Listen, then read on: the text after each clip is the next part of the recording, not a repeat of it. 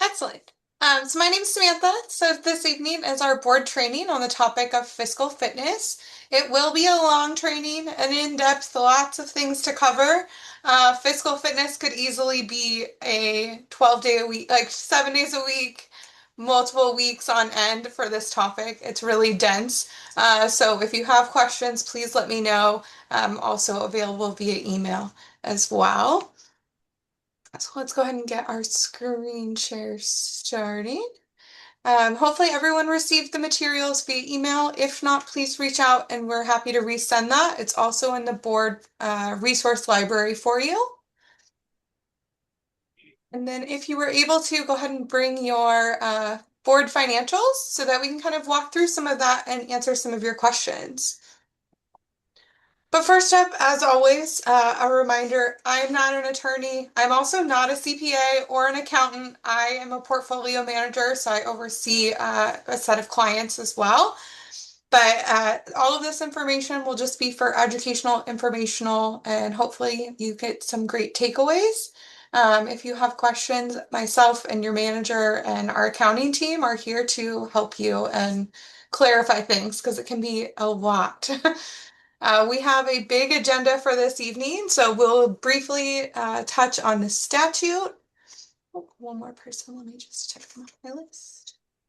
We will briefly touch on the statute. We will look at different accounting methods that are used, the budgets, various sections of the financial statement, brief touchly on owner assessments and obligations, replacement reserves, audits, financial controls, and all things really financial. So again, this is going to be a really dense, long session. We'll have lots of information. We'll build more resources for you. And hopefully it's clear, and I'll do my best to answer your questions as I can.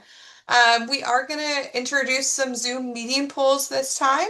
So this will just be a few pop-ups that'll come throughout the evening. There's no right or wrong answer, but it'll give you some insight into what your neighbors are doing, what some other buildings are doing, and how you maybe measure up. But this first one, we're really just going to ask kind of what type of community you are. Um, I had one more person. Uh, Sorry, it's a little hard to juggle that first beginning. Let's get that first poll launched though.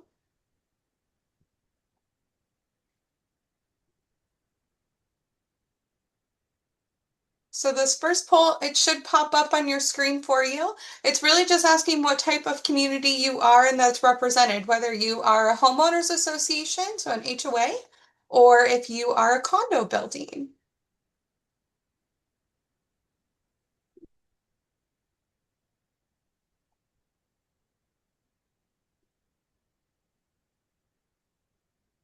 Perfect. It looks like a good mix. So a lot of you are in condos. There are some HOAs represented as well.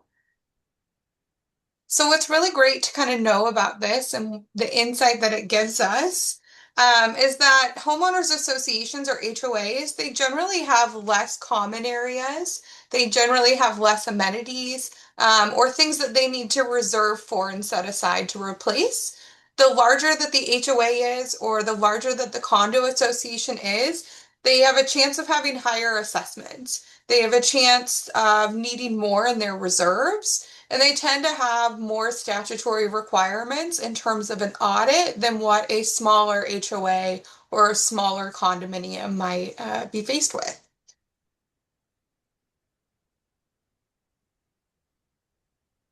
Was everyone able to see the results as well as those popped up on my screen? No, No, that did not share for you. Okay, no. stop that and I'll reshare because I do think that that would be helpful information for you guys.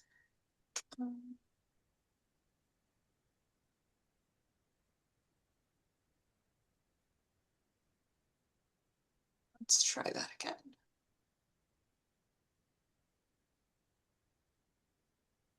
Is everyone able to see that now? Let's see. Yes. Yes, Okay, I see it. perfect. I haven't used Zoom polls in a really long time, so I'm glad that you guys are able to see that. But We have about 30% of you guys are in a condo building that's less than 50 units. We have several of you that are from really large associations as well. So that'll be good to just kind of have a baseline, but understanding that with that, there's different needs that everyone needs to meet. Things that everyone needs to comply with. The statute, so 649530, and this is integrated into the HOA Act, Condo Act, Old Act, and New Act as well. But that associations must annually prepare an accrual statement financial. And what does that really mean? So there are several different methodologies to accounting. Based on that methodology will really impact how you're reading the material and what information you can collect out of it. So cash basis accounting would record things as they are received or as they are paid.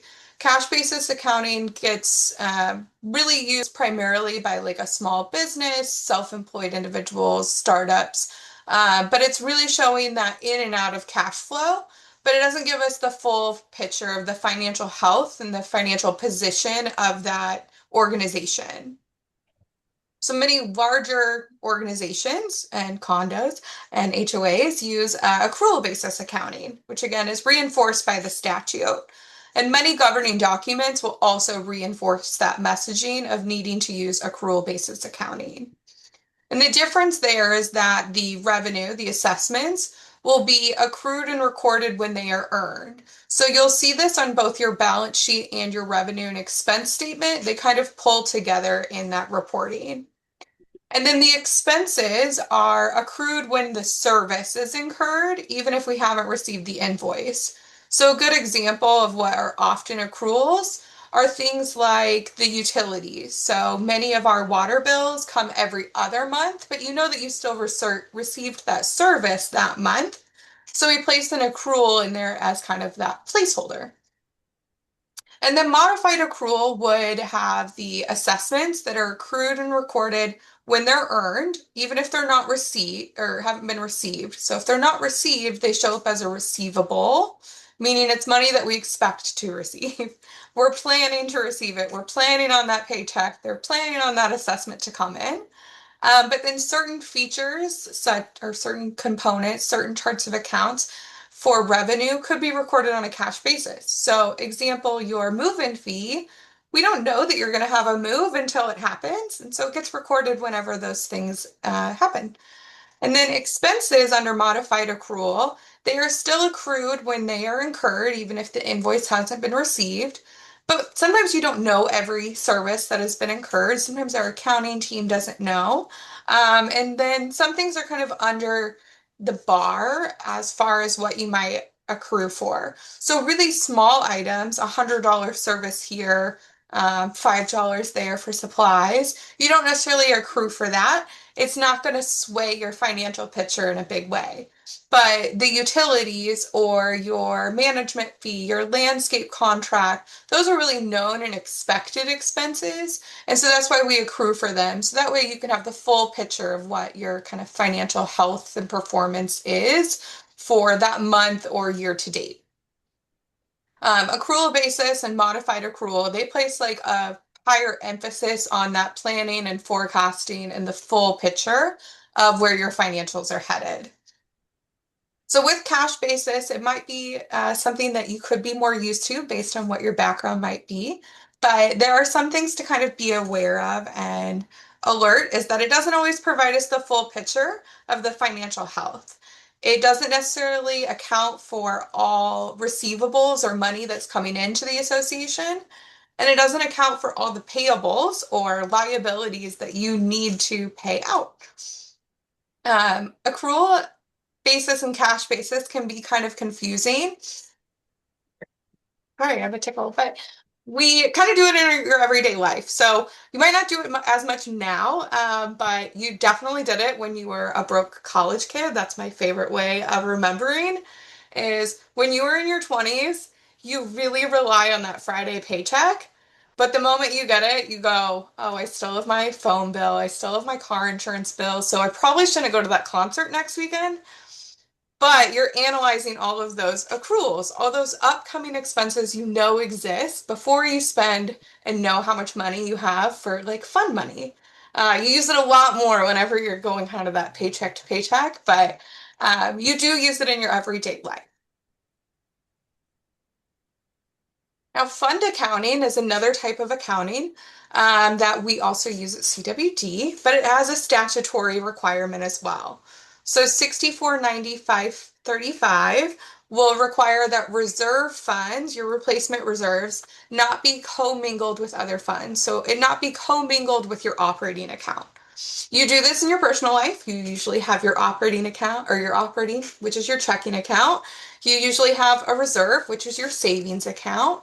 And then you might have special projects or other accounts that you manage in your personal life, which would probably be your 401k, your health savings account. Those are funds that you've set aside. They're earmarked for very particular purposes. If you're planning a vacation, you're probably using your personal checking or your personal savings. Hopefully, you're not dipping into your 401k for that. You're really not dipping into your HSA. So, fund accounting is doing that same thing for your association. All associations have an operating account. It's where we pay your day-to-day bills. It's where your assessments come in so that we can pay those. All associations, for the most part, have a reserve account. And so that's where you're paying and saving up money for long-term projects and replacements. And then some associations have a special projects account. So if you are working on a really large building exterior project, you might have done a special assessment or had a loan to do that. And so you're tracking those funds separately. And then some associations also have an insurance fund, and you are doing very similar. You're earmarking funds, transferring it into a separate account so that you know how much money you have available when it comes time for your renewal or your premium. Many associations also use an insurance fund to save up for large deductibles. So, as many of us know or have learned from the last insurance class, deductibles are getting higher and higher, especially for those water losses. So some associations are setting money aside to make sure that they have that should it be needed.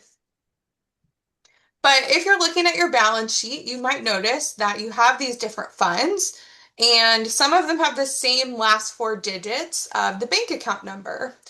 We commonly see this in our operating in an insurance fund.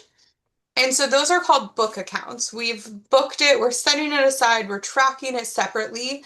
But if I were to physically go to Washington Trust or look at the bank statement, those funds are commingled. The reserve account is always 100% separate and it's in its own physical bank account. So the bank account numbers do not match the operating bank account numbers. And all of that's going to be on your balance sheet.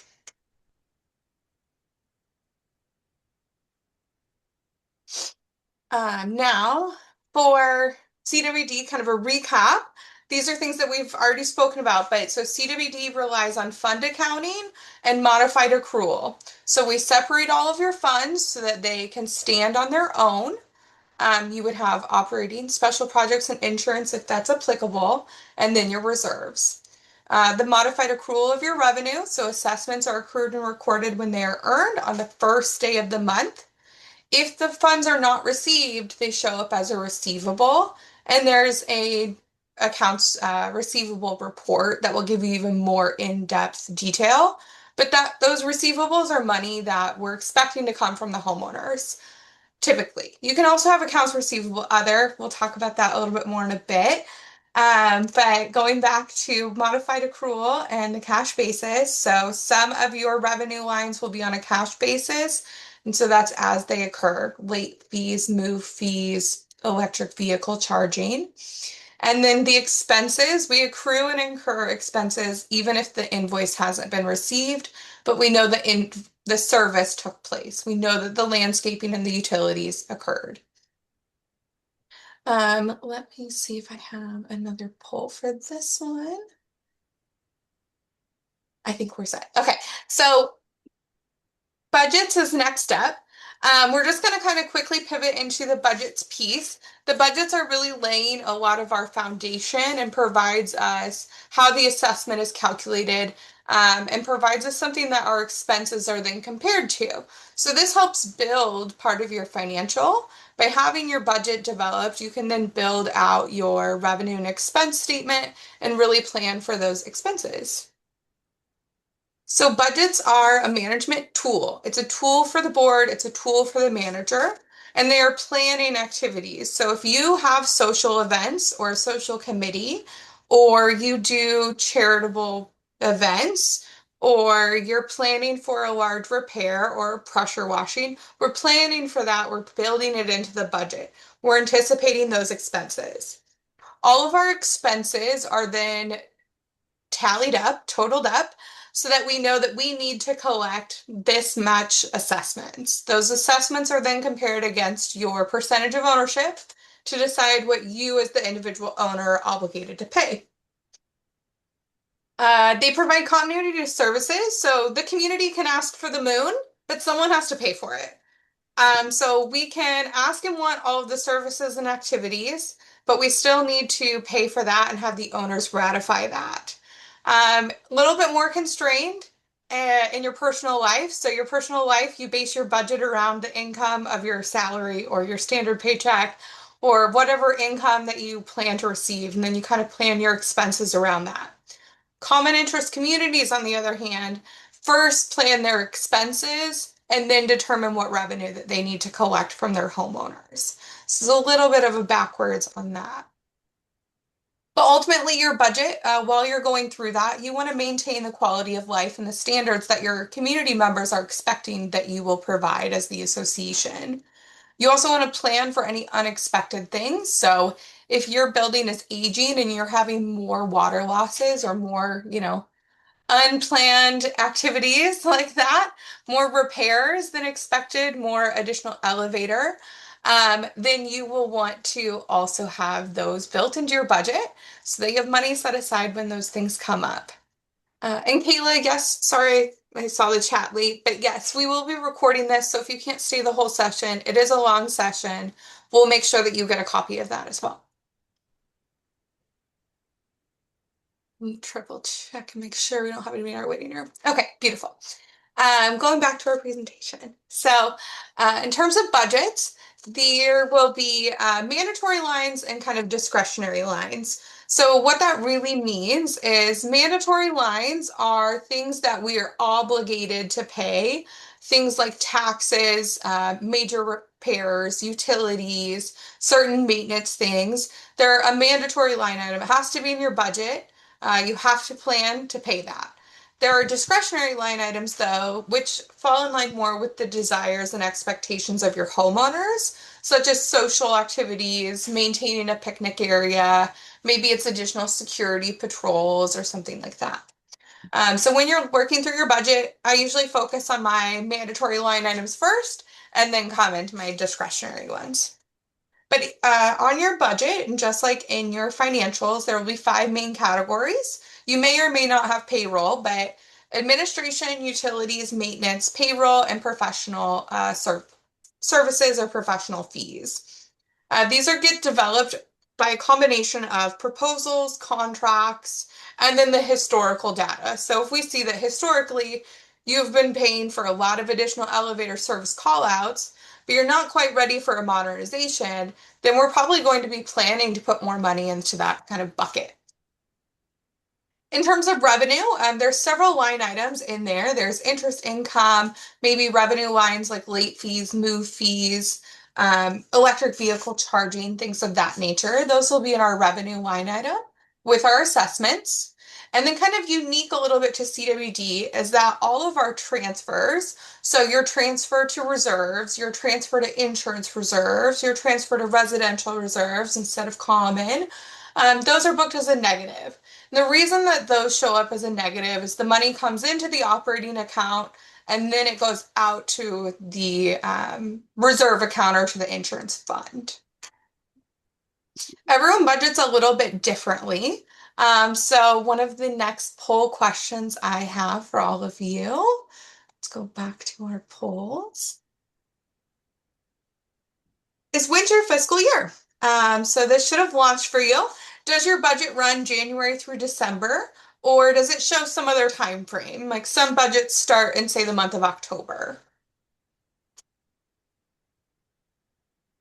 Looks like so far, majority of you are going January through December.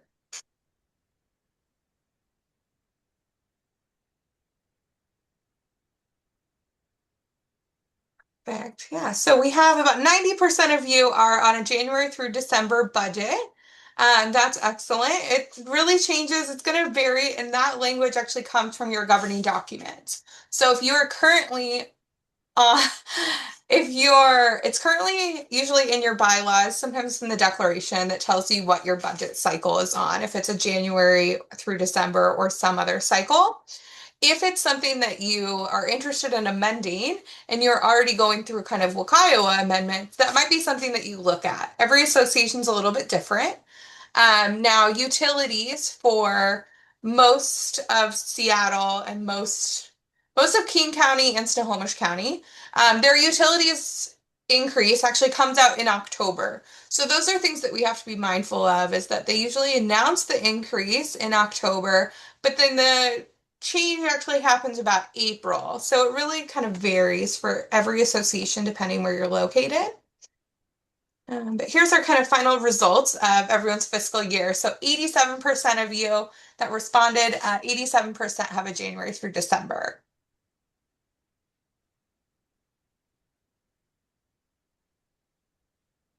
So in terms of CWD budgeting, your managers are actually already beginning. A lot of them are at least. I know I sure am.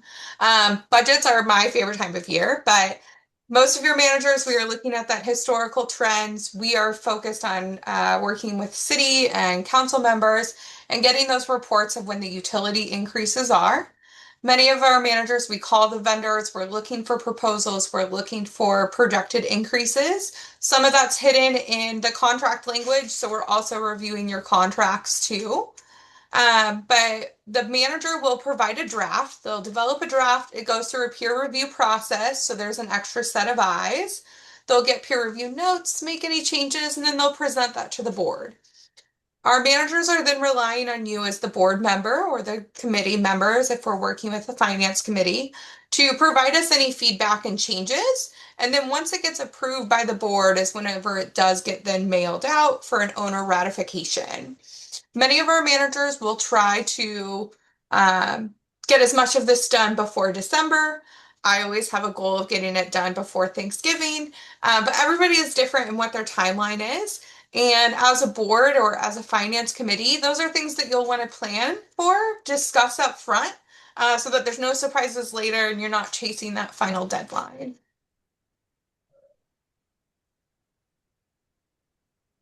But ultimately, the budget is just a plan. It's the plan, it's the roadmap, it's the savings, the packing, all the hard work that you do kind of before the airport. Whereas the financials, it's like the photo album or the bank statement after your vacation. It tells you how close that you stuck to your plan. Do we have money for the next trip, or like did we maybe get a little out of hand and sidetracked while making memories? But it really just depends. But without that budget providing us a baseline and something to compare against, then our financials would be a little bit more confusing and complex to know if you're, tracking over or under budget necessarily. So moving on to our financial statements. CWD issues financial statements on a monthly basis. You should be getting both a homeowner packet and then a board packet. The board financial packet has a lot more detail in it and a lot more supplemental reports. There are also a few other customized packets depending on your community. So some of you might have one just for the finance committee. If there's special changes that you want, just reach out to your manager and we can see what we can accommodate.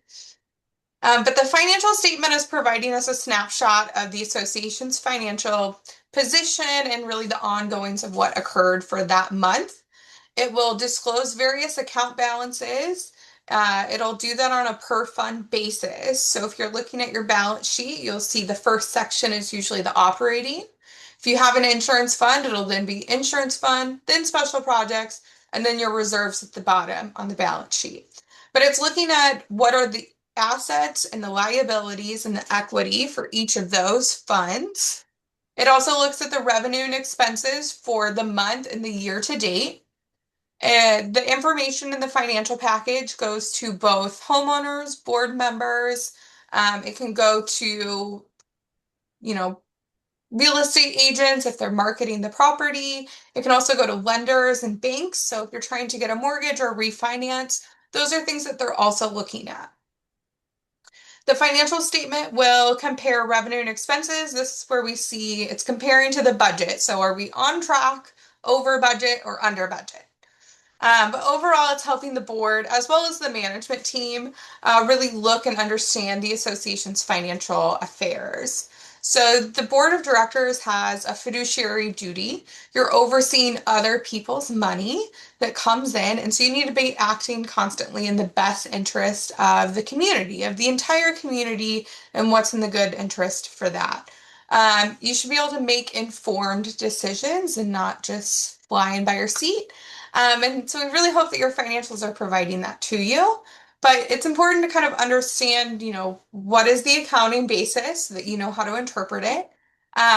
What is the goal of the association? So in terms of replacement reserve funding, each community is going to be a little bit different in how what their appetite is for special assessments, or if they want to have full funding so that they can pay for replacements and not have special assessments. Each one's going to be a little bit different. So your financial statements should provide you good insight to make good decisions. In terms of our financials, there are two main reports, and then all of the other reports and pages in your packet are supporting those documents. So there's the balance sheet and the revenue and expense statement. Many of you will have cover sheets. Those are usually the first 1 to 7 pages when you open up the board financial packet. And then it should begin your balance sheet. So we'll first look at kind of the balance sheet.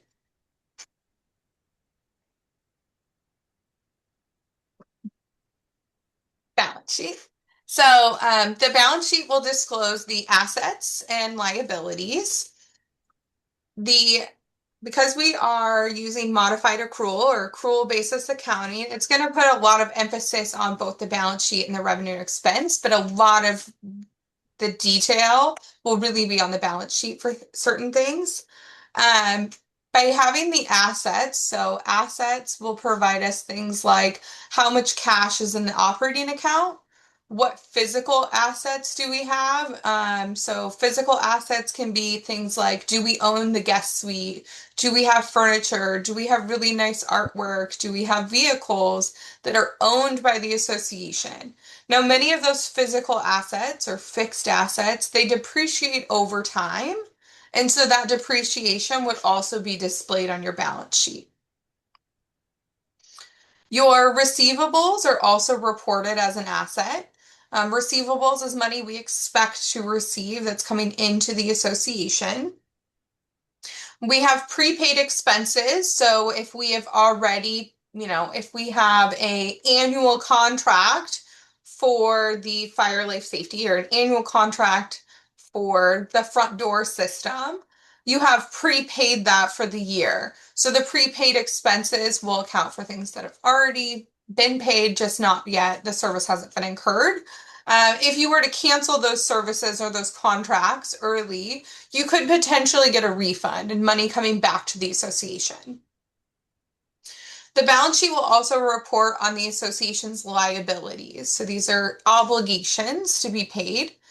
Those can include payables, so money that's going outbound to various vendors.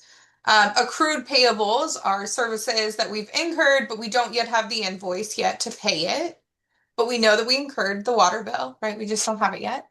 And then prepaid assessments are also listed as a liability under the operating account. And those are because if a homeowner prepays their assessments for the year or for the quarter, and they were to sell their home, they would be entitled to getting those refunds. And so when you're looking really at the cash in your prepaid assessments, making sure you have enough money to pay those prepaid assessments or pay those security deposits back, or are the prepaid assessments what's really keeping the association afloat? Those are things to be mindful of and pay attention to. Using the assets and the liabilities, we can calculate the equity. So assets minus liabilities in a general sense equals the equity, the remaining kind of financial position and equity that would be dispersed. When we're calculating the equity or the cash position and financial position for the association, the reader needs to kind of determine and understand, are you looking at all of the assets and liabilities? Are we focused on just the short-term assets and liabilities, or are we looking more long-term? So that might be why you come up with a different calculation than what's on your cover sheet. Because most of our cover sheets, if your association uses them, are looking more at that short term, what is immediately kind of going on. And some might be looking or might have more emphasis on the total assets and total liabilities. That's something to really look at in terms of if you calculate it the same way or if there's certain things that you might be excluding. What you might notice though is that the cash position that is reported on your cover sheet is not directly on the balance sheet. And that's because it's calculated, because the reader is supposed to calculate that and understand if they're looking at that long-term versus short-term. So that might be why you see a discrepancy if you're doing it yourself. But we use cash position, financial health kind of interchangeably as we talk about this topic or throughout this presentation, you'll notice that. But many associations are going to have those cover sheets, which provide you, the reader, as a high-level summary of the financial position and letting you know kind of what the ongoings are of the association. Some of those also have graphics and different charts. So if you're not a numbers person, those visual aids can be really helpful. If there's something that you would like in your financial statement to make it a little bit easier, just reach out and we can help you through that. But looking more in depth at our balance sheet, so various things. So accounts receivable owner, this can be broken out into a few different groups on your balance sheet. You can have receivables due from the owners. So typically they're assessments. It can also be EVC or other things. There can be receivables due from a vendor, receivables due from a settlement, like you know that you have signed the settlement agreement, you just haven't received the money yet, but you're planning on it. You're planning on receiving those. And then your prepaid expense, so cash that is spent for a future period. Those will all be reported on there. Other kind of assets that you might see will really depend on your association, but you might see things like prepaid insurance. Those are also an asset.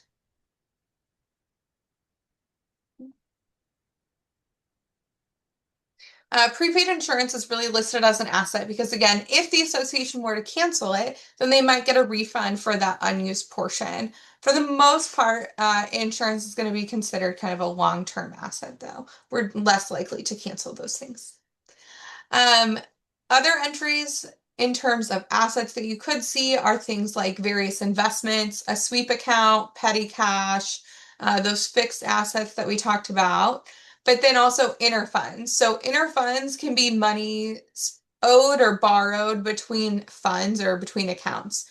So where I most commonly see this is that the operating account has borrowed money from the reserves or vice versa, where the reserves has not received their transfer. They're planning on that receivable and money that they will get. But our balance sheet will also report on liabilities. So typically liabilities are funds that need to go outbound to other parties, but it can also be inter funds where it's owed from one account to another. But accounts payable are typically those that we owe to a vendor. We already have the invoice. So if you see under liabilities, under the operating account, and it'll say accounts payable and then a dollar amount. We have those invoices, they just haven't been paid yet for various reasons.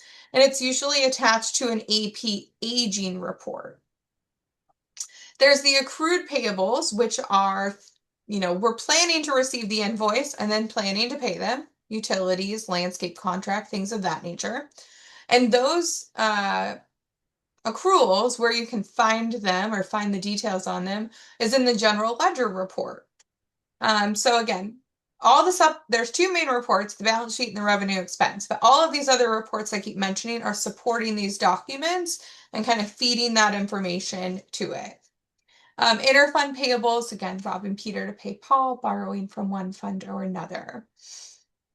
If you have a large project that is ongoing, you know that you're making progress payments. Those are things that we can accrue for if we know for it and have estimates.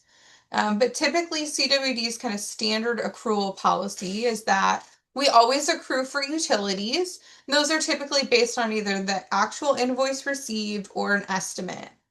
We will accrue for known contracts and that's driven by your budget. So your budget tells us you have an HVAC contract, you have a landscaping contract. It's the same amount every month. So we know if the vendor forgot to send it that one month, we know that we still need to anticipate it and then put that in there. And then actual invoices that have been received as of the date of the financials, so as we're working on it, if we have those invoices and they are in excess of $500, then we'll usually accrue for that as well. Any questions so far?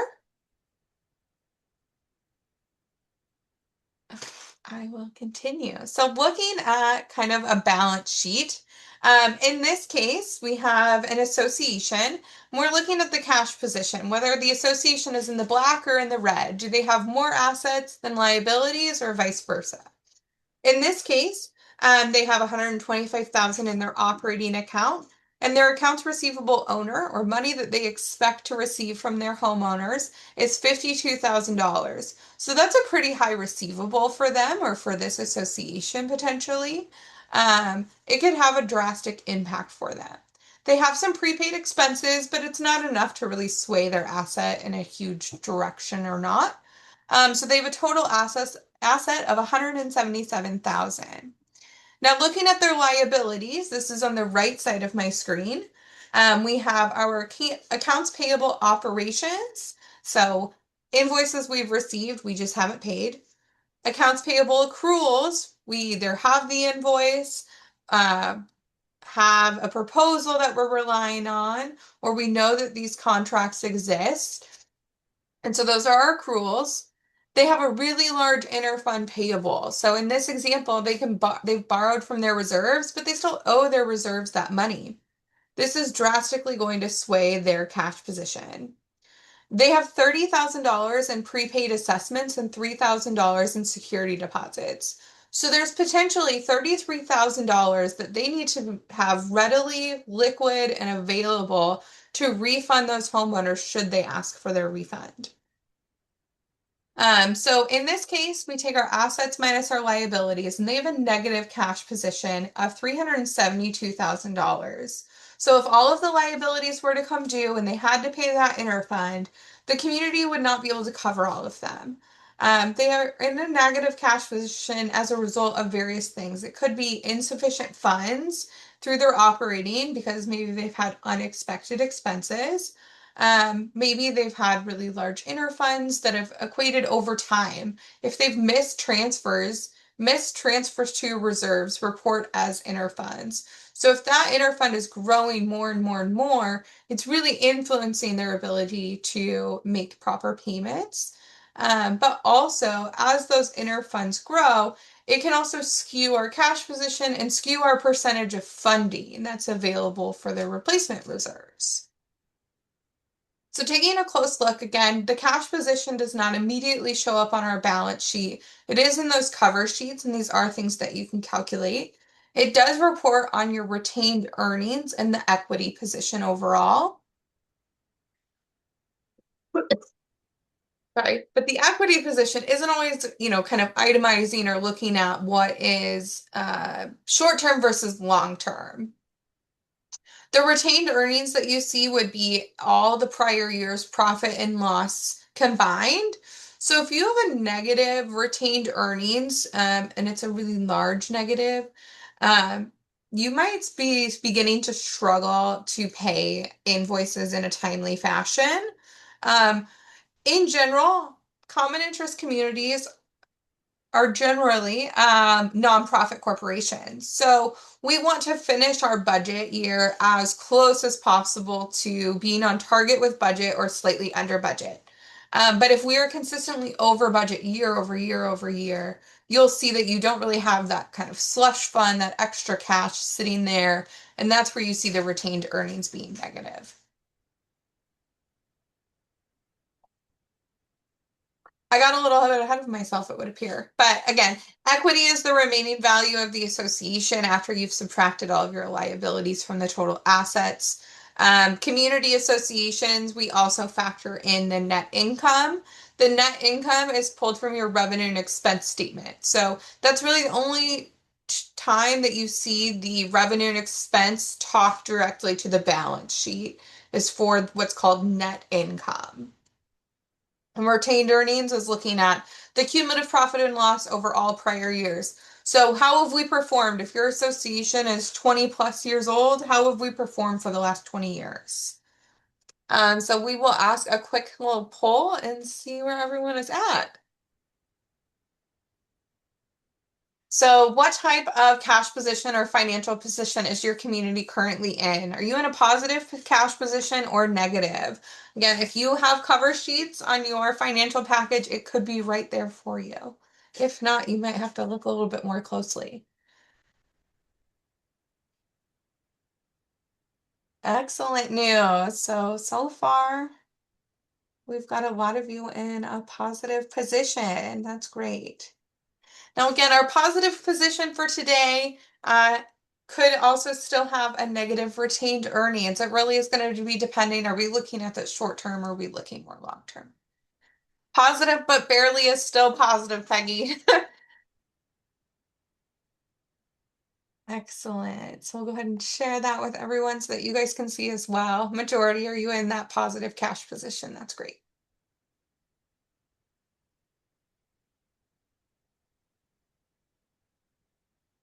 Now, what you might notice is that on your reserve fund, so if we're moving further down in our balance sheet, we're towards the end of the balance sheet, you'll see your replacement reserve fund.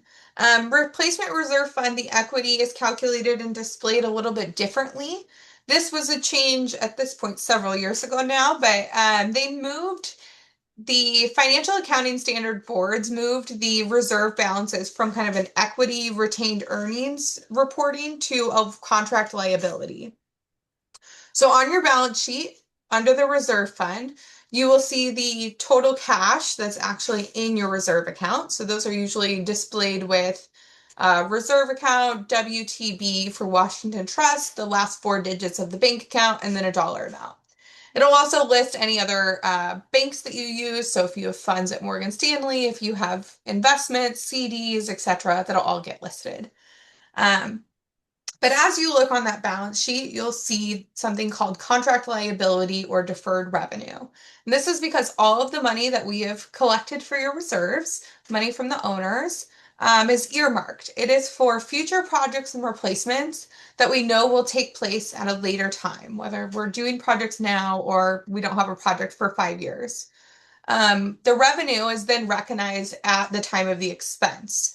So you'll see that your revenue and expense statement side of the reserve fund really looks at and says, okay, the expense was $5,000, therefore our revenue kind of matches that. So it almost nets out.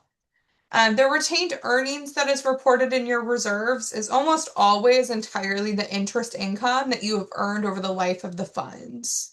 On the revenue and expense side of the reserve fund, you'll still see that interest income as a revenue line, so you can track how much it's coming in each month. But the retained earnings under the reserve fund on the balance sheet will be mostly all interest earned over the life of the fund.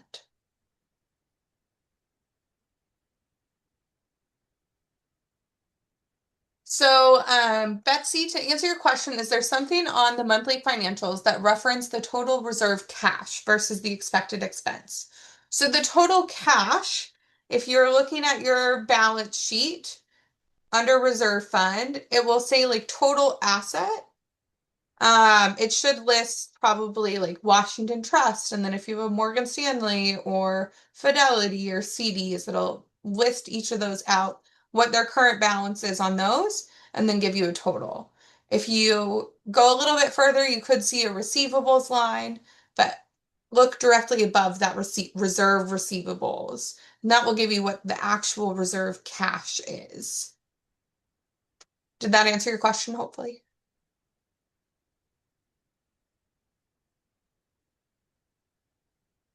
Okay. So next up, insurance. Oh, versus the reserve cash versus the expected expense. It will be a little bit different. So the expected expense, what you see on the revenue and expense statement for the reserve fund is the actual expenses that have been incurred. Most reserve expenses don't get accrued for. We can, but most of them are not, because usually we don't have the invoice available to us. If you're looking at what all of the expected expenses are for the reserve fund for the life of the fund, that's where you'll use your reserve study, and we'll look a little bit more closely at that later. So as we talked about fund accounting earlier, some associations may choose to pay their insurance premium from either their operating budget, or some might use an insurance fund where it's separated and earmarked separately. And this is where you'll see it either on your balance sheet. So on your balance sheet, there's one of two options that you should see. If it is paid from your operating account, you should see 15800 prepaid insurance ops. That means that we're paying it from your operating account. If you see the chart of account on the balance sheet 17100 prepaid insurance parentheses insurance fund, we are using a separate fund and earmarking those money each month to set it aside. If you look on the revenue and expense statement, so scroll a little bit further in your board packet, you will see a transfer to insurance reserves in the revenue section. If it is a transfer to insurance reserves, it means we are using a different fund for that. But returning to the balance sheet, prepaid insurance is a common question that we get. So prepaid insurance, this is money that you've paid in advance. So if you have paid your entire policy up front, then you'll have your prepaid insurance listed there.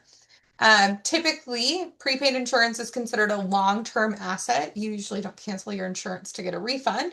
But if you were to modify your policy, change carriers, or something of that nature, you might see a little refund check. But to kind of better understand and clarify this a little bit more, we will look at this table and I'll kind of explain that a little bit more. But some assumptions we will make is that the annual insurance premium is $12,000. We're going to say that the insurance reserve fund, the insurance fund as of July 31st has $12,000. So that's our beginning balance. That's how much cash is in the bank. The insurance is going to renew on the 1st of August, okay? So at the time of August 31st, the last day of July, we have $0 in prepaid insurance because our policy is expiring, and we have $12,000 physically in the bank. Now, August 1st comes around, and so on August 1st, in accordance with the budget, we're going to put $1,000 into that account, but then we're going to subtract the $12,000 premium. And so our cash balance remaining in the insurance fund is only $1,000 left. But prepaid insurance has raised to $11,000. And so each month thereafter, we're going to put in $1,000 or whatever your budget is. We're going to put in that monthly amount, and our insurance fund bank balance will increase month over month. Month over month, though, the prepaid insurance will decrease by 1/12 of that policy up until the time that it's finally time to renew again. When it's time to renew again, ideally, your insurance fund has enough money in the bank to cover that expense. Prepaid insurance is zero, and the cycle kind of starts over from there. Ideally, you have enough insurance cash plus prepaid insurance to equal about your annual premium total or so. So we will go ahead and launch a quick poll to see, does your association use an insurance fund or do you pay from your operating account? Again, if you are looking at your balance sheet, 15800, prepaid insurance means that you're paying it from ops. If you're looking at the balance sheet, 17100, prepaid insurance fund means you're paying it from your insurance fund.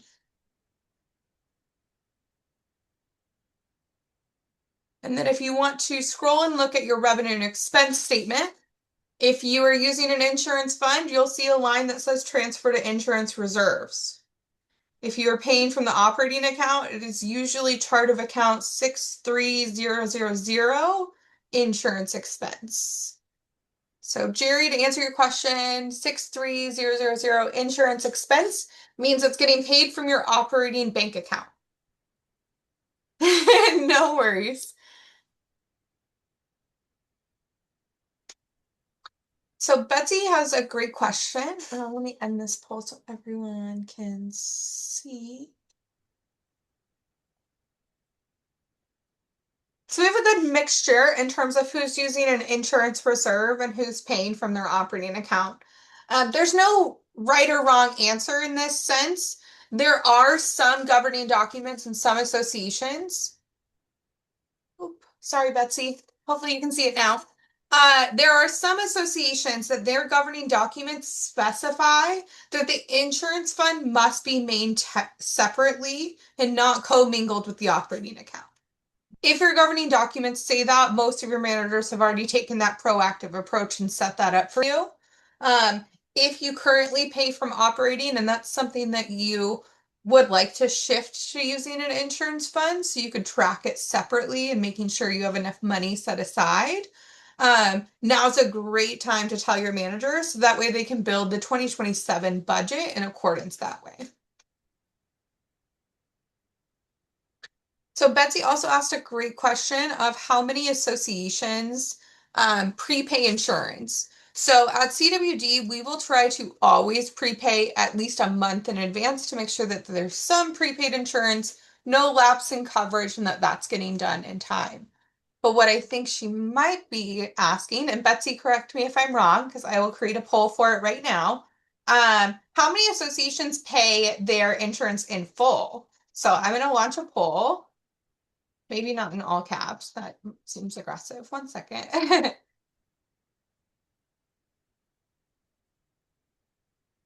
So we will give the option of pay in full or pay in installments.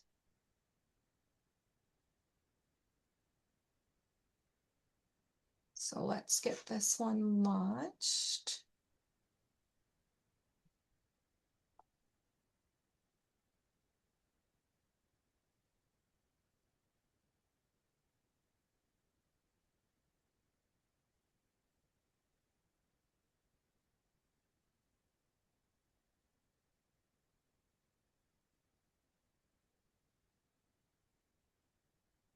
Wow, you guys have a pretty even split.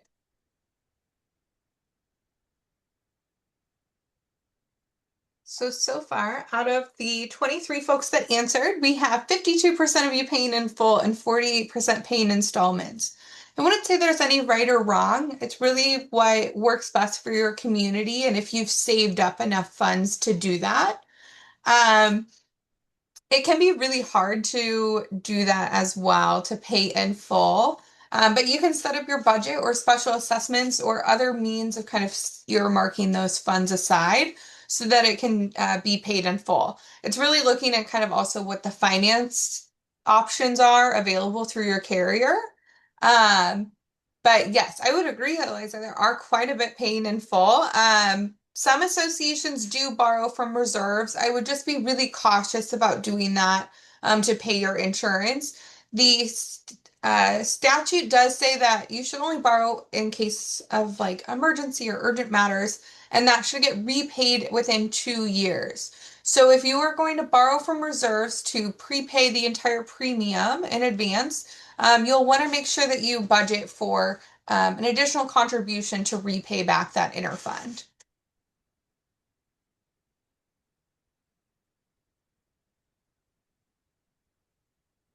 Okay, so our balance sheet, again, it's reporting on those assets and liabilities, but it does connect to many things.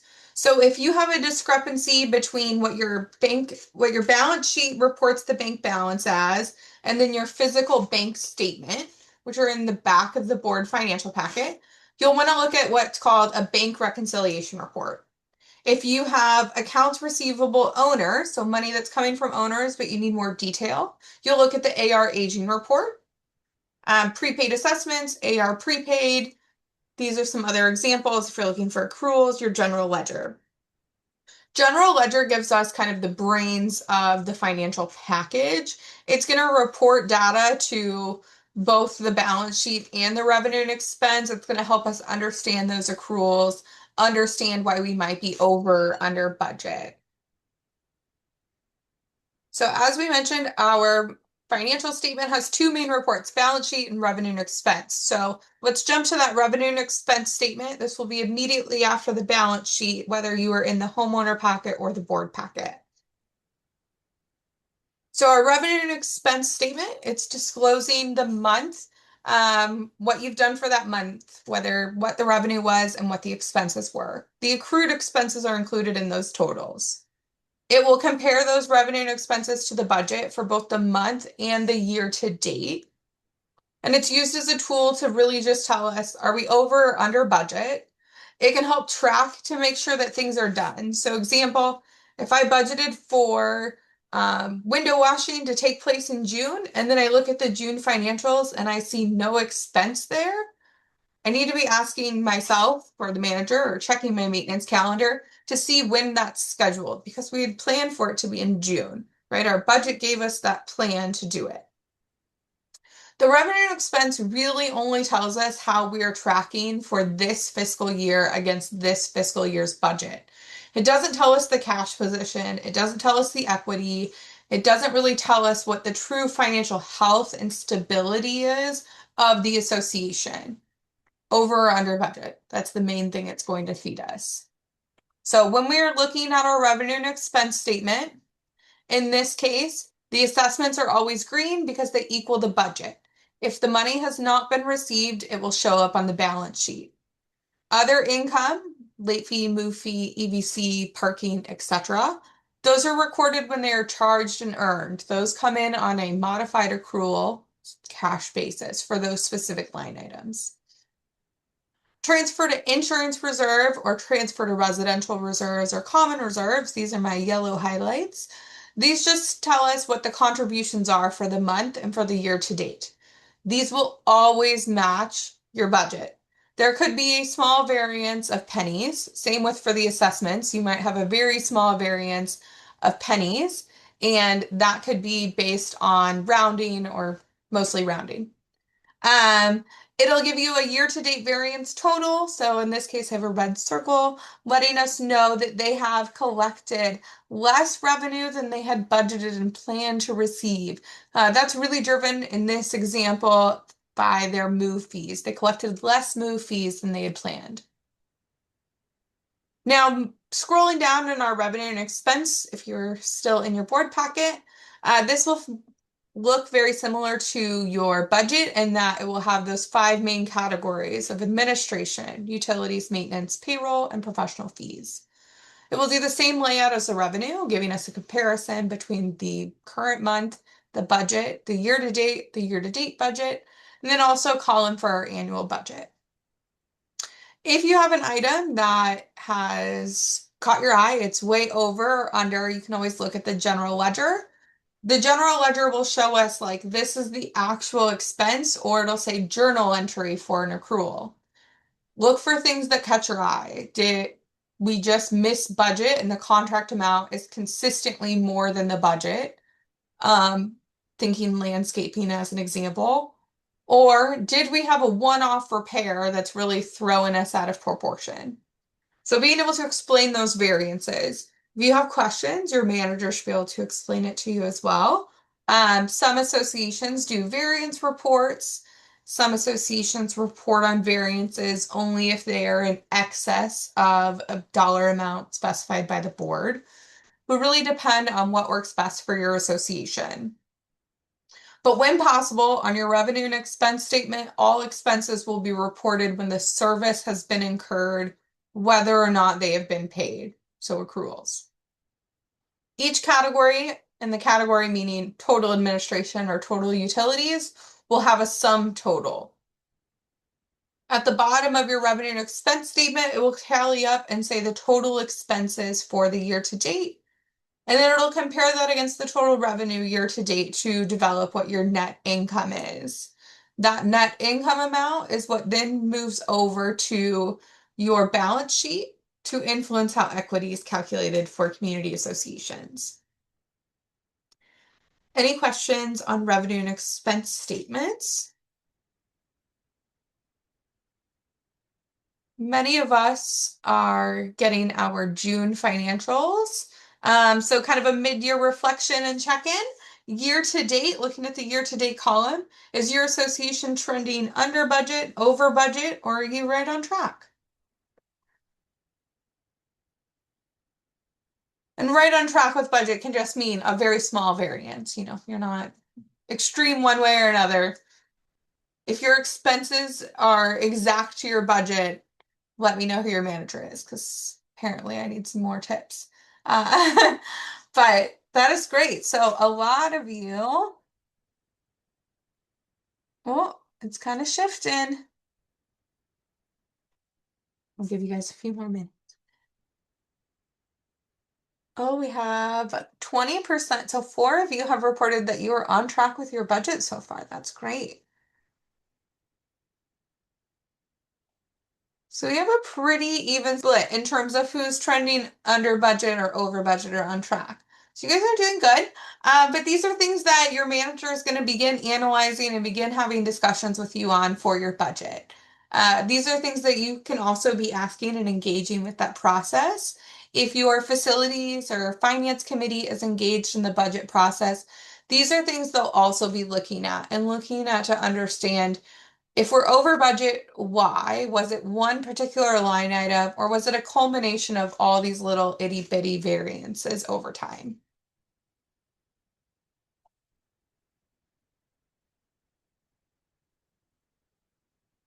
So moving back to your board financial packet, you will notice that you have a lot more reports in there than what's in the homeowners version. So some supplemental reports that you might see. So the 12-month rolling report, this is just looking at really the last 12 months, what has occurred. It's a reiteration of your revenue and expense statement, just kind of expanded on a per month column basis. The operating fund actual with projections is going to show us very similar the revenue and expense statement of what has taken place year to date. And then it will project out the remainder of the year. The only hiccup with this report that I see is that it's going to predict and project out based on your budget. So if you are consistently running over budget in electricity, this report might not be giving you the most accurate representation of what your projection truly is because it's going to be relying on those budget numbers, which if you're constantly over budget, then it's already skewed. Your general ledger is the next report after those.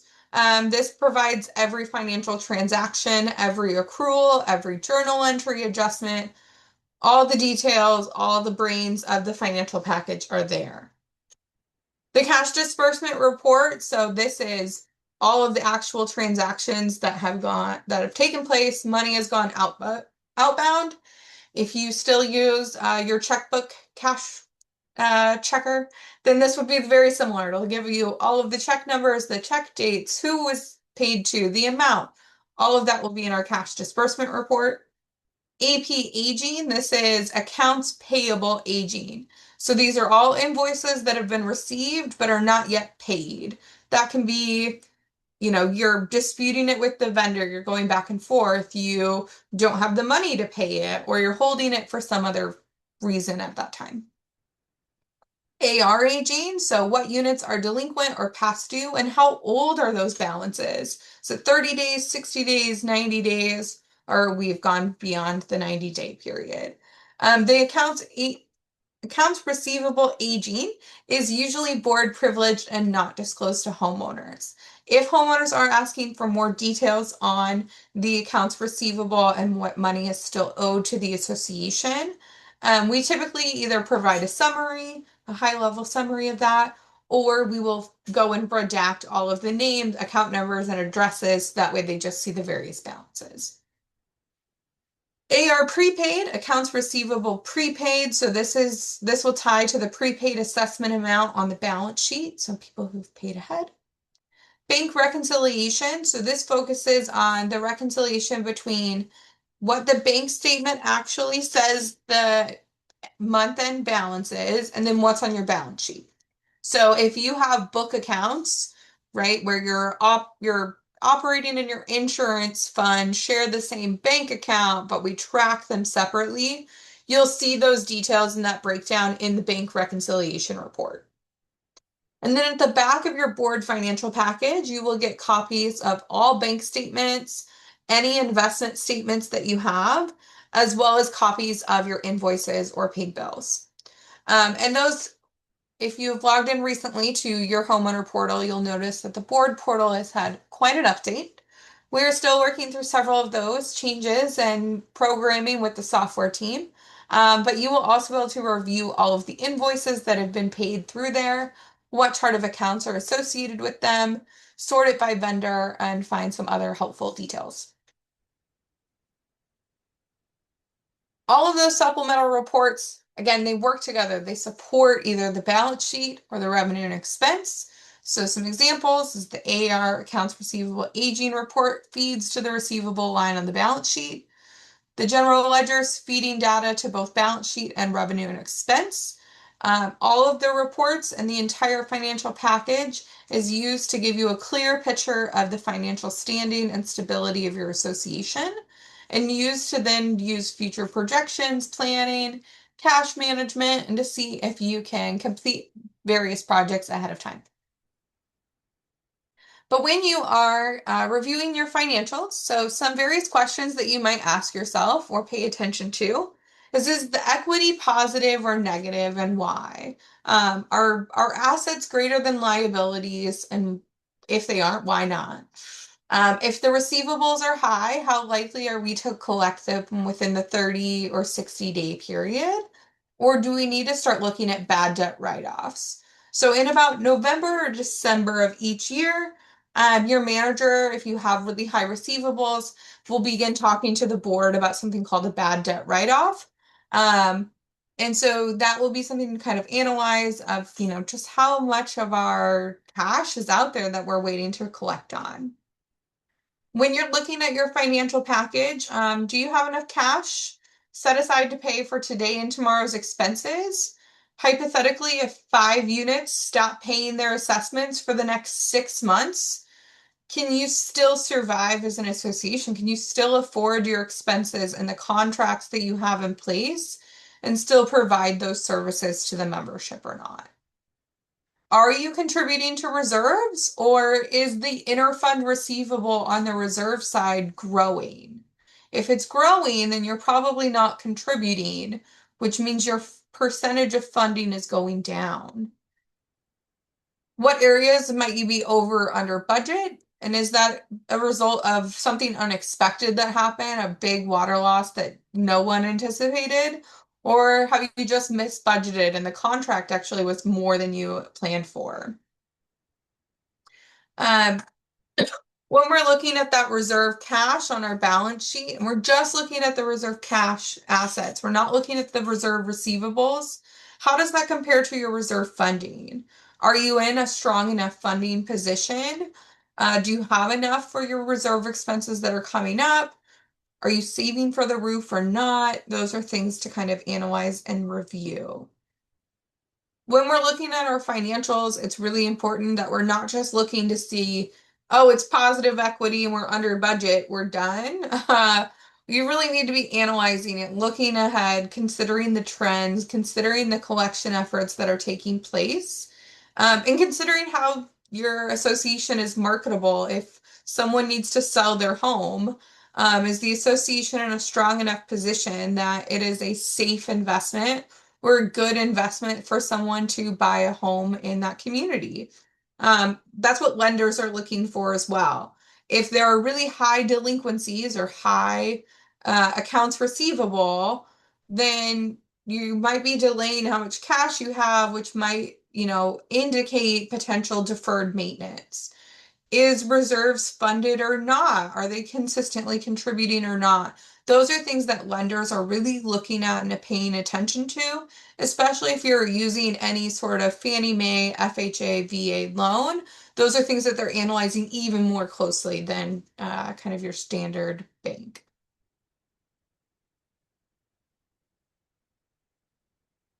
Owners have assessments and obligations to pay, so it's really important. We refer to it as an assessment, and it is a financial obligation that that owner needs to pay. Most associations collect assessments monthly. It can be quarterly or some other format, but it's typically defined by the governing documents. The statute refers to it as an assessment, and so that's why a lot of our language will reinforce that term assessment rather than homeowners dues. Dues make things seem that they are optional or a choice to pay. These are obligations. They are tied with the ability to lien a property or lien a unit for failure to pay. Special assessments, those are one-time assessments. It usually goes through ratification to cover a major expense or repair. Our assessments are determined by the budget.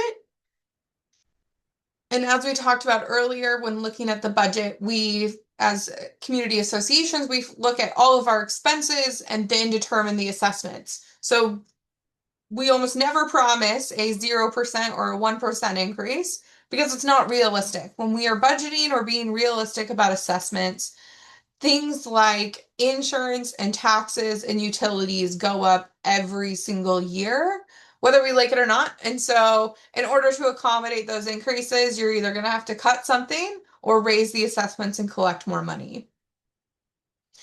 You also need to, when you're determining the assessment and the owner obligation, look at any transfers that might take place, whether those are transfers that are going to the replacement reserves, insurance fund, or some other account. We briefly talked about balance due and collections whenever we looked at Wakaiowa, but these are typically policies that are adopted by the board. Sometimes that is help with the legal counsel as well. There are some that are specified directly in their declaration. When it's specified directly in your declaration, the board has no ability to really change that. It needs to go through an amendment process. But the collections policy or delinquency policy or balance due policy, I've seen it named 7 different ways, I'm sure. But it's educating owners, the board, the management, the accounting team, a CPA, if you're using an audit. It will educate them about their obligations to the association and the consequences if they don't meet that. So if you don't pay your assessments, you're going to get, a notice. If you don't pay that after that, there's a late fee, and this is what the late fee is going to be. And it kind of gives them those various due dates, grace periods, how long they have to pay that, and what steps could be taken in the event that they don't pay their assessments. So it's really important to have those. Those should be reviewed at least on an annual basis. With the amount of times that Wakaiowa has changed, I would encourage it to be every year. I like to send them with my budget if available. So we usually send a link or something that lets them know that, hey, this is, these are what your assessments will be in January. And as a reminder, here's what the delinquency and collections policy is. But the statute, specifically Wakaiowa, has given a guidelines and limitations on kind of what that process looks like. So Candace asked a question, are there guidelines for cash position for an operating account, and should we budget to build up this account? So a good rule of thumb is that your operating cash account, like the operating checking account, should have enough cash in it to cover between 2 and 3 months worth of expenses and transfers.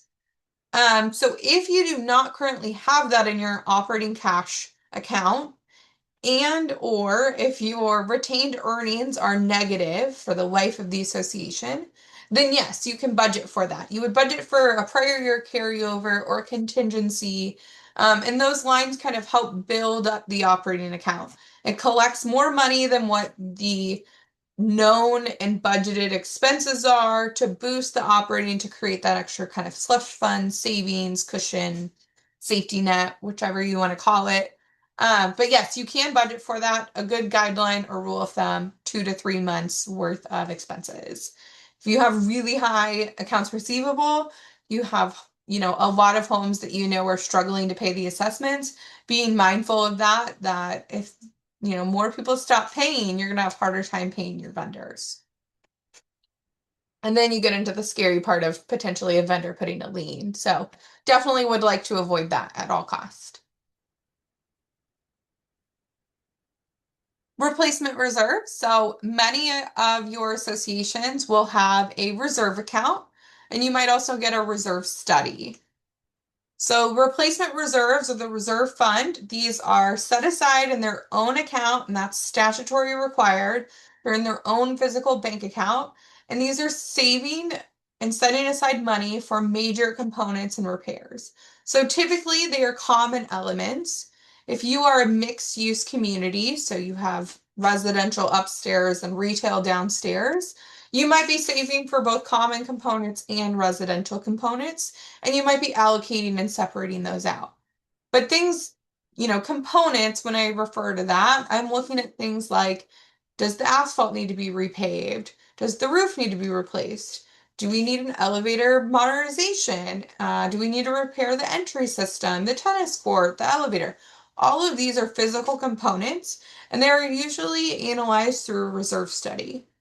A reserve study is a tool, it's a budget tool. It gives us guidance and recommendations on how to improve the financial stability of our community.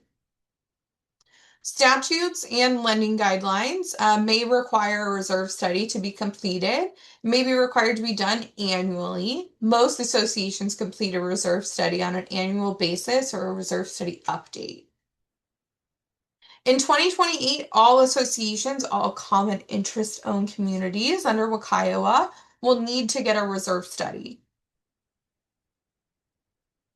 And Betsy. So, in terms of influence, they're giving us the right tools to make and right information to make a good decision on how much we contribute for that year.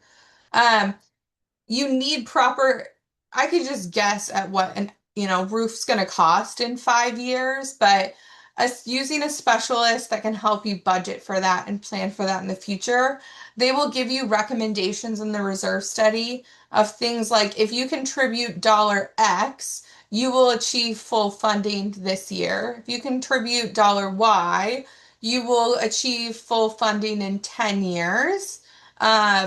Whenever we look at funding recommendations or the percentage of funding, it's also analyzing what level of risk is out there for current and future homeowners of the association. So, what level of risk is there that I will have a special assessment and need to pay for this out of my own pocket?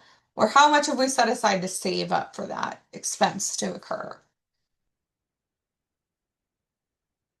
So the statute, uniquely enough, did I have the statute number in there? I did. So these are the two statute numbers. There's one more that you should reference. I think it's 16 and 16, 649550. I'll double check on that and I'll get it over to you. Um, Interesting enough, it will not require a certain percent funding. What it will require is that you have a reserve study, the end. Um, there are some states that have funding requirements that Florida for, I think it was temporarily, but after that condo building collapse, they had required all of their common interest communities to go up to full funding because it was too risky. There are some states that do require certain percentages, but as of right now, Washington does not require a percentage of funding to be maintained. They just require that you have a study and that you provide proper disclosures. We're going to get into what those disclosures look like in a minute. Um, the other piece of that puzzle is lenders. So if you are doing a if someone is getting a loan, like through FHA or Fannie Mae or etc., a government-backed loan, usually, there are requirements to retain a study and maintain a certain balance or a percentage of funding or a percentage of contribution.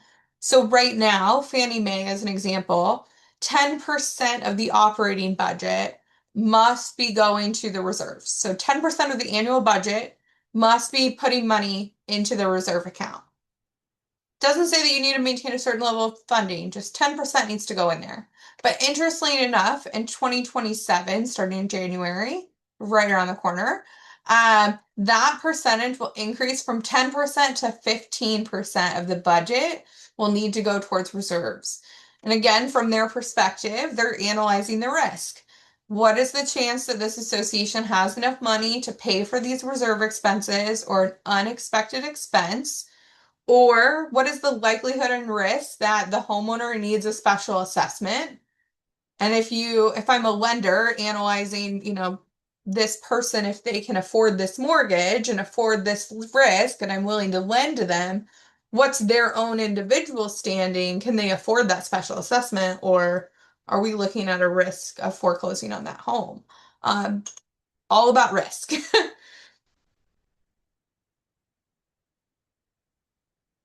So, reserve studies and funding the reserves have several benefits to you and to your community, as it's meeting the legal and fiduciary and professional requirements and responsibility.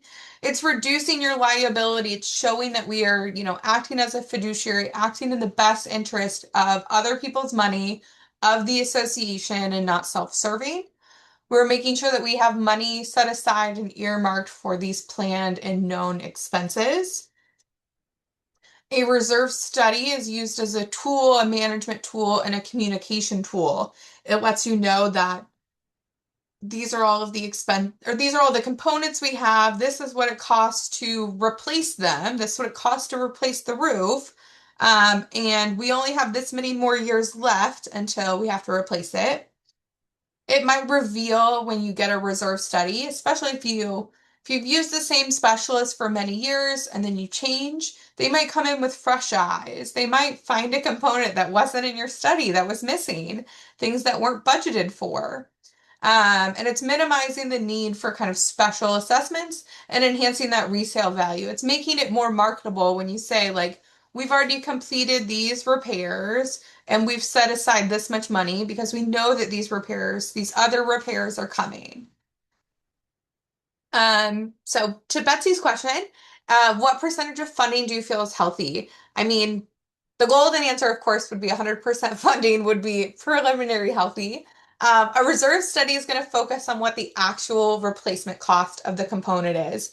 What it's not going to carry is all of the soft costs, all of the permitting, the project management, the additional, a little bit of electrical here, a little bit of this there. It's not including that. And so what is healthy for one association might be vastly different than another association, as well as what are the members, what kind of risk are they willing to absorb and maintain? I have one community that they do special assessments for most things. Anything that's in excess of $5,000, they do a special assessment for because that's what works best for their members. They're a smaller community. Um, and they just don't want to put it into their reserves. They're earning a lot more in their private accounts. But they have to be accountable and honest with each other of when expenses come up that they can pay that. So there's a lot of varying factors and it's really personalized to your association. But to that same point, I do have a poll, so we'll launch that of if you know kind of where you're currently funding, are you at 100% funding? Are you more than 70%? 70% is usually that really safe bet. Are you under that or are you under 50%? But the reserve study is really just giving you that estimate best guess. And then it doesn't factor in all of those additional soft costs that are usually associated with a project. So elevator modernizations, I've never had one that is less than the reserve study. It is always more because when you factor in permits and electrical and it usually jacks it up. And then you add in a little special flooring, fancy buttons that announce what floor you're on. All those things can really add up in the cost for your reserve study.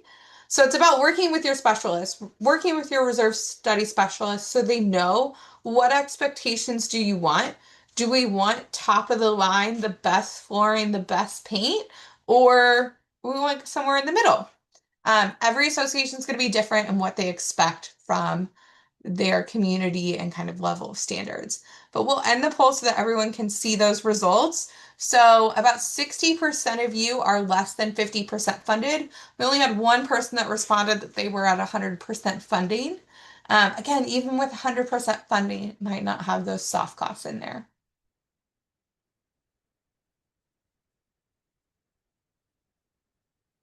So in terms of disclosures, this statute is going to require various things. Curious of the breakdown of those less than 50%. I can get another poll going as well. One second.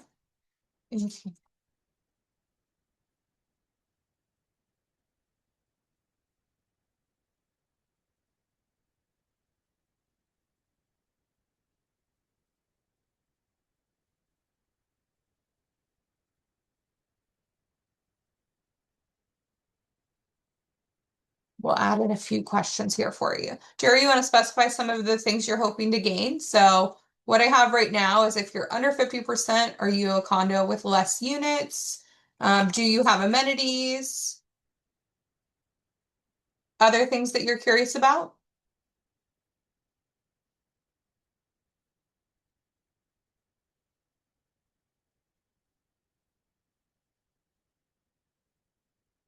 My building is under 50% and we are new. We just decided to go for 100% in 10 years. Oh, I think if you're a new association, yes, you'll need to be building up that reserve. So the possibility of you being 100% funding right now isn't really practical. You probably don't have as much. Oh, I meant a breakdown of further percentages. Okay, let me get that. If you're under 50%, let's do 0 to 10%.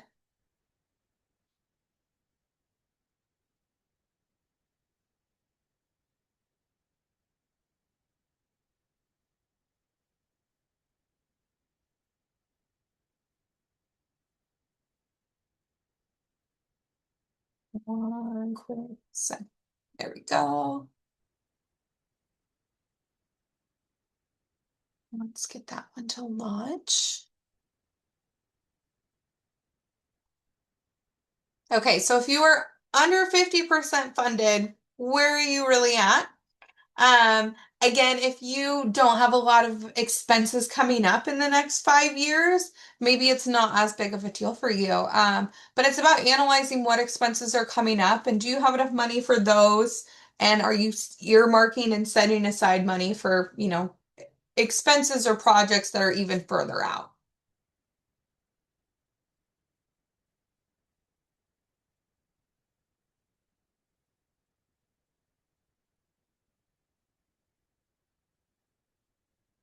Okay, we'll go ahead and get one more minute. Okay. I'm gonna end that poll and share those results. So it looks like most are, well, it's a little varied there. Still 10 to 40%. So not quite 0% funded, a little less than the 50%. Hopefully that gave you some good insight, but I will also poll some of our managers and get some more information for you guys. In terms of the statute, they are going to require various disclosures. So there are two RCWs to refer to. If you have a chance to look these up, I recommend reading them in full.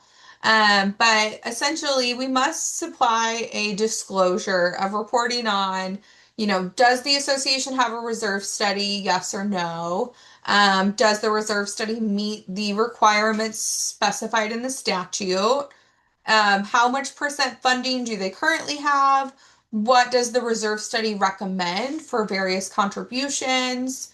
Do they have enough money for the next 30 years? So most reserve studies are looking at the next 30 years worth of expenses. Um, Peggy asked a question as for planning for large future projects, such as a new HVAC or wastewater replacement, what are the advantages of a strong reserve fund compared to special assessments? So, special assessments, again, to Jerry's point, it can make it a lot harder to sell your unit. It can make the buyer ask for concessions on the sale, ask for the current homeowner to pay it. Current homeowners might have a difficult time paying that assessment. They might increase their delinquencies. You might have a possibility that they need to take out a loan or a HELOC, and maybe that's not even an option or available to them.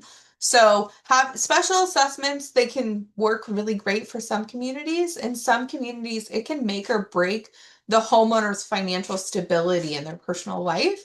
And they might be forced to sell and then take an unfavorable sale price or a concession because of special assessments or because of deferred maintenance. So, again, it's talking with your communities, working through town halls, or having open, honest conversations of what works best for your community and how they want to fund these projects that they know are coming out. Um, yes, Betsy. So most pay the special assessment at closing. There are some governing documents that do allow for the special assessment to transfer to the new owner. So some special assessments are a one-time thing, right? We have a special assessment and it's due on August 1st. There are some special assessments that are tied to loans where it's you have a special assessment and you're paying on it every month for the next 15 years. So associations can take out loans in the association's name and homeowners can opt into that. And sometimes associations can get more favorable terms. It just really depends on the association's financial standing and ability to do that. But sometimes those are difficult to have paid off, and sometimes they do transfer over. So all of it really depends on what the governing documents allow for, as well as what the buyer and seller agree to. But there are various budget disclosures for reserve studies that need to be in there. So CWD will prepare a budget disclosure for you. We'll provide both a summary and then also on a per unit basis. So the statute does require us to report on the deficiency or the surplus of the reserve account and their percentage of funding based on a percentage of ownership and a per unit basis. So our summary, as well as your reserve study, like actual packet, will usually report on like an average deficiency. Say per unit, it's dollar X. But we have to also do it based on actual percentage of ownerships. And if you're mixed use, it gets a little bit more complex than that. But these will be part of your budget process. So you should see this if you are an association in Washington. So next up, we have financial controls. Um, Peggy said, I feel like the balance between higher assessments to build up our reserves compared to a special assessment is a tricky judgment. Building up reserves through a higher monthly has been a challenge. Yes, it definitely can be. I couldn't agree more. It's lots of having conversations with your members of what works best for the community and what worked 10 years ago might not work anymore. Demographics of your community change, where people are at their life stage and what they're willing to pay and set aside is different for everyone, but it can definitely be tricky. But it's also never fun to go back for a special assessment multiple times. So if you are doing a special assessment, if you have a really large special assessment, planning to put in an extra cushion or contingency in there to deposit more money into your reserve fund might be helpful too. Um, Liz, did we just say the same thing? Oh, so listen to for big projects instead of a special assessment, if you have the plans and the pricing, kind of planning that in advance and adding an extra fee over the course of 3 years rather than a special assessment on year three where everything is due at once. Kind of doing that as a phased approach might also be a good opportunity or have higher success. So, what are financial controls? Financial controls are all about controlling the risk that could be out there.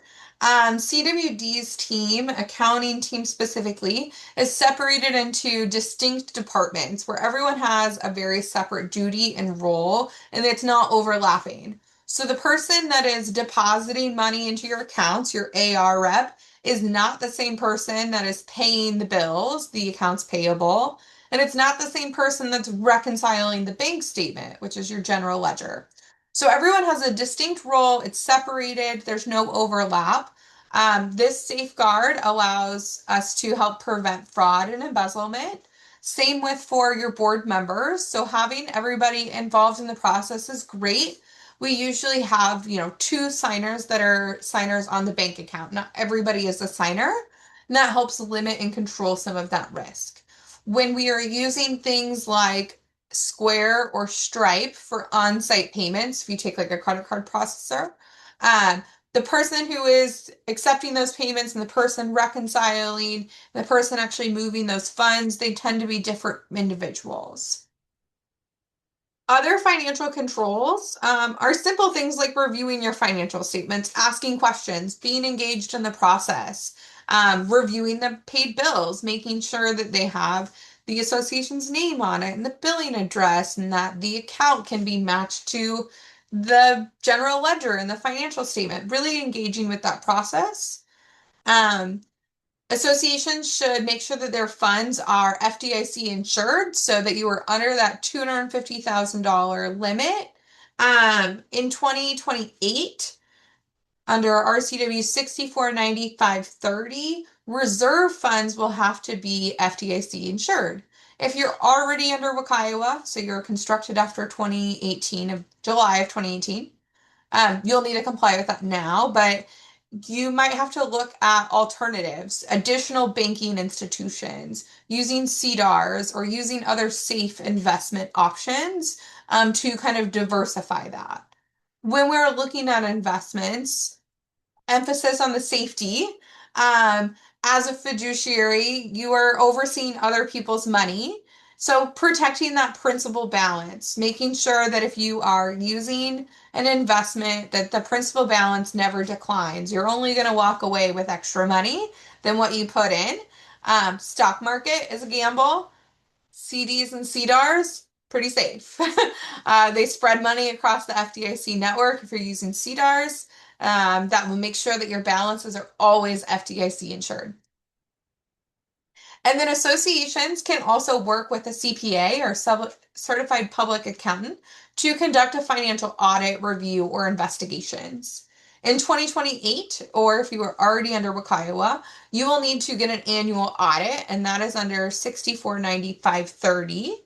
That was recently amended, so rather than the threshold of $50,000, it'll increase to $100,000. So if you're collecting more than $100,000 in assessments, you should be planning to get an annual audit. Jerry, can you just open multiple accounts to hold the reserves so the FDIC covers it all in pieces? Yes. So it wouldn't necessarily be multiple accounts at the same banking institution, right? Because FDIC focuses on the institution that you're at.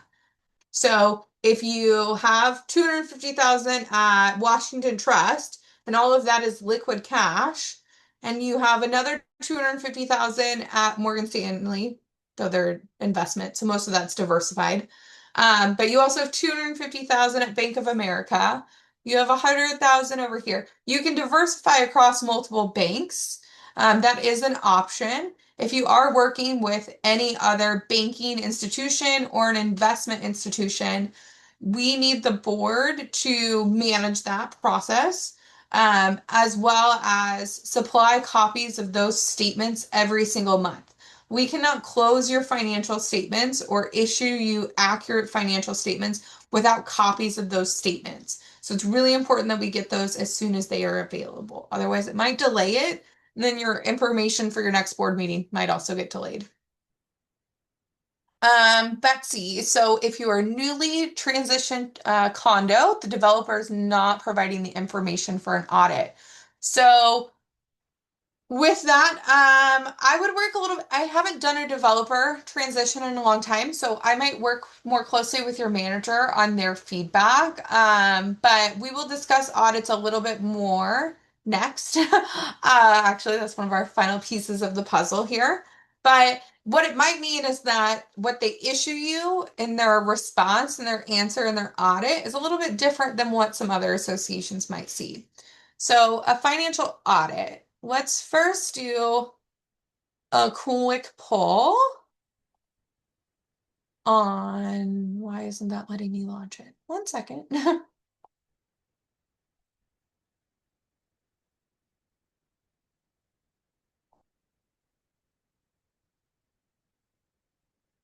I didn't like that. One second.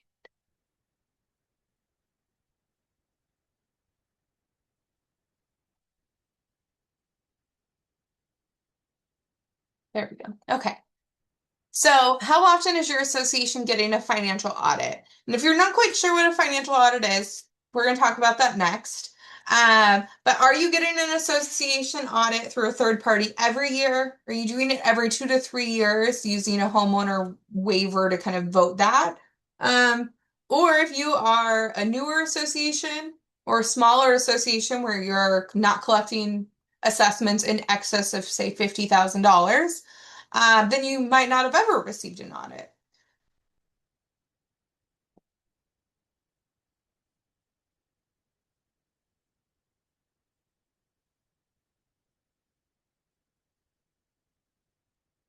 Perfect.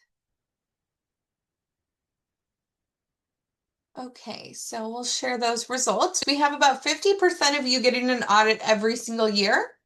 And then from there, we have 5 that have never received an audit, and then some that are getting it every 2 to 3 years. So again, going back to audits, if your association collects more assessments, then it's really important that you have an audit. And we're going to look at when and why and how to get an audit and what to do with that next.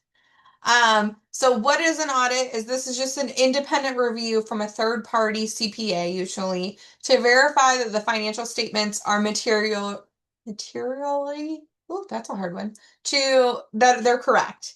That you are in accordance with generally accepted accounting principles, that you're following the statute, you are keeping your operating funds separate from your reserves, etc. Having an audit shows that the board is taking their fiduciary duty and other duties seriously, and it's providing accountability of the decisions and actions that they've taken, right? Because our financial statement, it's telling us the story of what happened this month or what happened this year. It's giving us and painting that picture for us. And so the auditor is just really looking at that and they're making sure that everything aligns and that the story is there and it all matches to your financials. It's providing awareness and prevention for errors and fraud, even though that's not particularly what they're actually looking for. And then by reporting on whether or not the financials are accurate, then homeowners, current owners, future homeowners, banks, lenders, etc., they can all see that they're accurate and they're correct, which gives everybody a little bit more reassurance. Um, Audits are part of resale and disclosure packets as well. So just like the financial statement, just like the budget, just like the reserve study, and a financial audit, all of this is given to prospective purchasers and lenders so that they're aware of, is this a good investment? Is this a stable, financially fit and healthy community or not? So when to get an audit, especially if you've never gotten one before, it is recommended to get an audit after you have had a large settlement. So if you're going through like a defect claim or something, you might need it then. If you have changed management companies, if you have any suspected fraud, if you have, significant board turnover and conflict, that might also be another great reason. If you are transitioning from a developer, that is another reason to get an audit. Audits are historically required when the association is collecting more than $50,000 annually in assessments. There were some, so in the new act and old act, condos, there was a waiver available if there was a certain vote held that you could vote to waive that audit, even if you collected more than $50,000.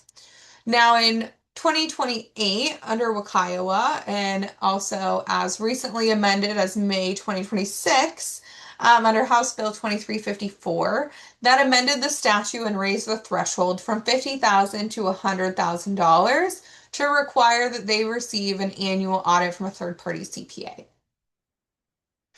So if you collect less than that, it could be waived. You could not be required to do it, but it's always in the best interest of the association, the board, and its members to get an audit. And then if you're going through a transition from a developer, from the declarant, it is now going to be required under the statute. Now, to Betsy's point of whether or not they cooperate with you is a different layer of the puzzle. Encouraging them to cooperate, showing them the statute, showing them their obligations to do so. Sometimes it's also in the governing document language as well, about what the developer and the declarant is responsible and obligated to do. So what is an auditor doing? They're doing pretty much everything you can think of to understand and learn the story of the association. So they are reading all of your governing documents with a heavy emphasis on sections that talk about financials, budgets, assessments, allocations, unique allocations if there's commercial, allocations for reserves or insurance. They're really looking at all of the governing documents. They look at the meeting minutes to understand the story of what happened for the year. Were all of the transactions approved by the board? Did things that were, beyond the scope of the operating ratified budget? If it was beyond the scope, how was that handled?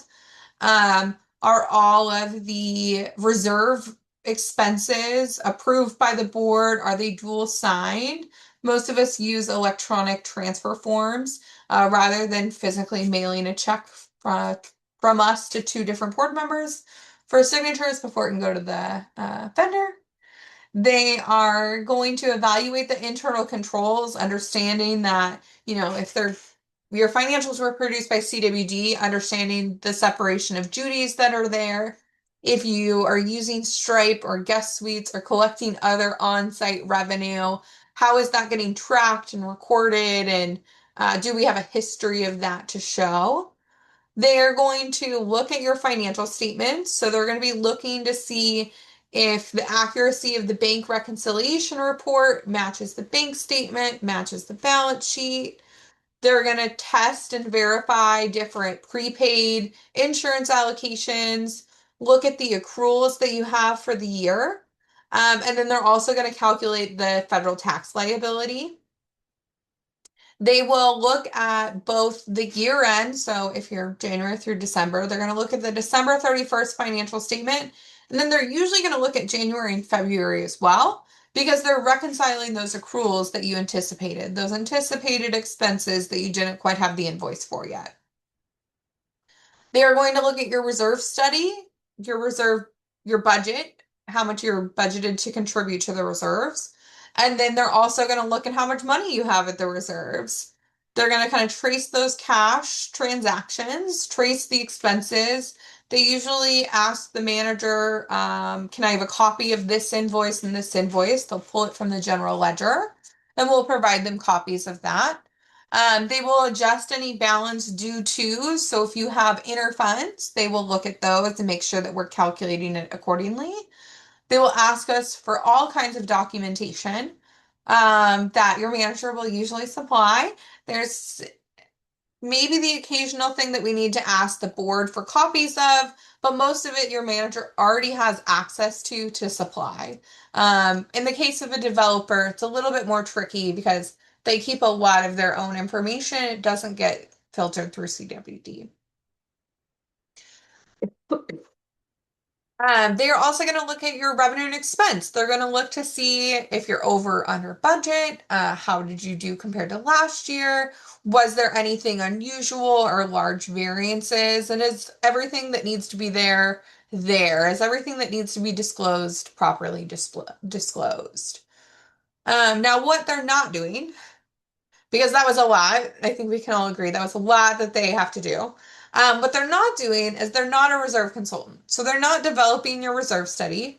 They're not saying your reserve study is accurate or that enough money is getting, set aside, that that cost of that component is the true cost, or they're not letting you know you paid too much for that modernization, so and so did it for cheaper.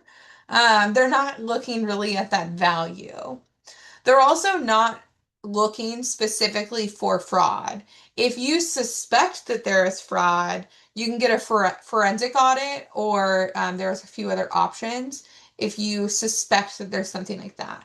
In general, what they're looking for is, are the financial statements materially correct? Do they follow the proper accounting principles? Are they following statute and issuing the right disclosures?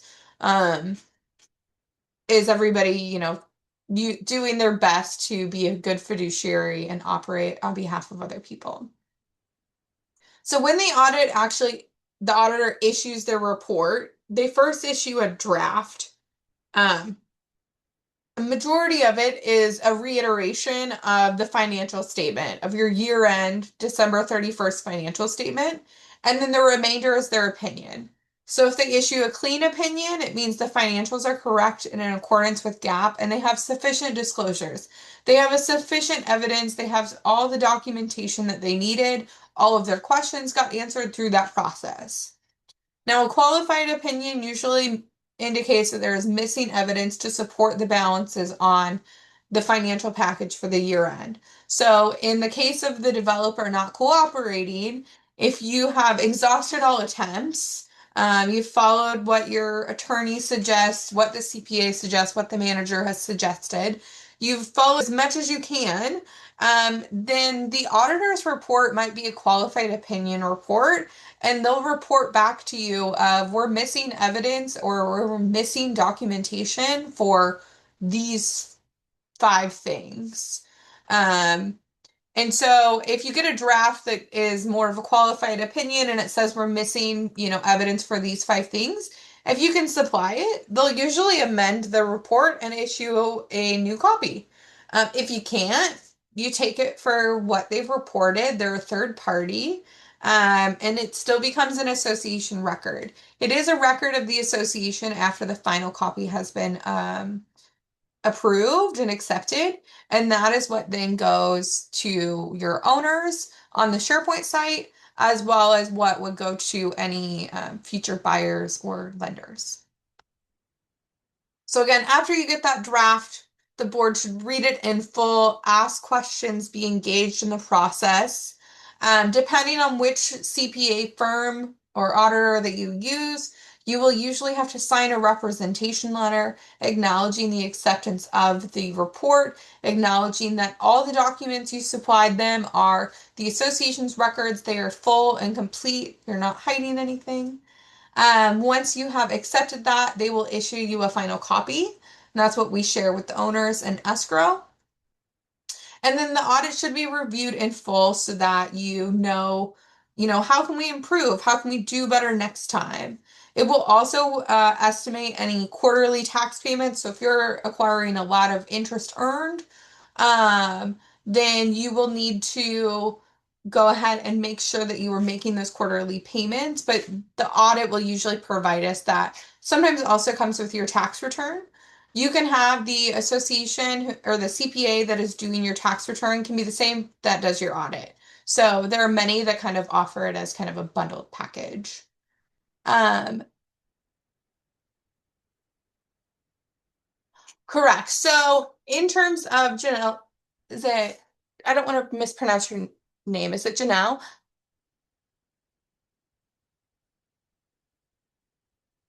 So yes, both are asking you to be in good record keeping, good communication, transparency, and disclosure.